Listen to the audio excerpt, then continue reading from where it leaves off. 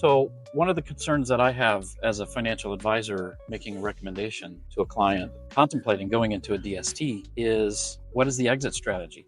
Most DSTs that are out there have it's a defined exit strategy. There's a list of, okay, we might sell the whole portfolio. We might sell off pieces of the portfolio at one piece at a time or a couple properties at a time. We might list and become a public stock. We might merge with a larger REIT. So those are the typical exit strategies that are defined in a PM. All of those are nebulous as far as I'm concerned. They're all maybes. They all depend on what is the market condition at that time. And we've seen plenty of times where a DST is supposed to have a life cycle of 5 to 7 years, and it's now year 10, and there's still no contemplation of an exit strategy. It's just not acceptable. So one of the things that I like about the ExchangeRight DST is there's a built-in, would you call it that? A built-in exit strategy. Yeah.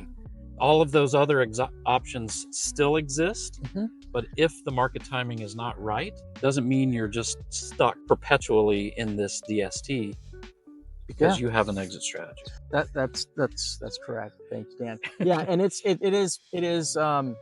great because our investors know where this DST is going. They already know who the buyer is. And it's great for the REIT that we have because it knows the assets that it's going to be buying and can time them out over the next 2, 3, 4, 5 years. And so it's a very symbiotic relationship that our REIT and our DSTs have. And the average hold time in our DSTs for our net lease portfolios has been just shy of 5 years. And when investors go into one of our net lease DSTs, at about that 5-year mark, investors have an option to do another 1031 exchange and go and buy a property on their own. You can advise them on another DST. We do retain historically about 80% of our investors roll right back into either our next DST or our REIT. So they can do a 1031 exchange out. They can do a 721 exchange and go into a larger REIT portfolio, or they can cash out.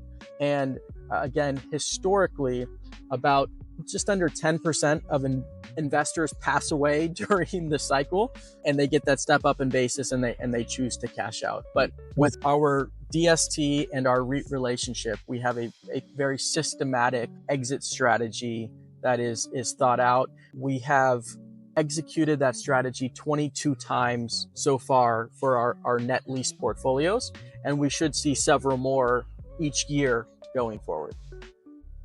Can you describe that 721 UPREIT transition from the DST into the income strategy REIT that you have? Yeah. So of the people who know about 1031 exchanges, they know they can just keep on doing 1031 exchanges. Sometimes you hear swap till you drop. And there's another option there, and it's called a 721 exchange. And it allows investors to go from this, let's call it $100 million pool of assets into a billion or multi-billion dollar REIT portfolio on a tax-deferred basis. So a DST still into a REIT. Correct. What happens is the REIT ends up buying the assets in the DST, and there's a merger of the operating partnership of the DST and the REIT. And that happens on a tax-deferred basis. So you go from this 20 property DST into a multi-hundred, if not 1,000 property REIT portfolio. There can be better liquidity, there can be better cash flow, but most importantly, you continue to defer your taxes along the way. So it's really a great solution for a lot of investors. And you still don't lose the step up in value potential. The step up in basis, that's correct. Or basis, step up in basis. Absolutely right, Dan. That's right. Yep. It sticks along with you. And so, for estate planning purposes, again, we touched on it before, but if they do this 721 exchange into this larger REIT portfolio and you've got beneficiaries, if it's a traditional piece of real estate, there may be differences of opinion on what to do with that asset at that time. If they elect to do a 721 exchange, each beneficiary can take control of what they want to do with their own portion of it. And so it can be very helpful for that situation.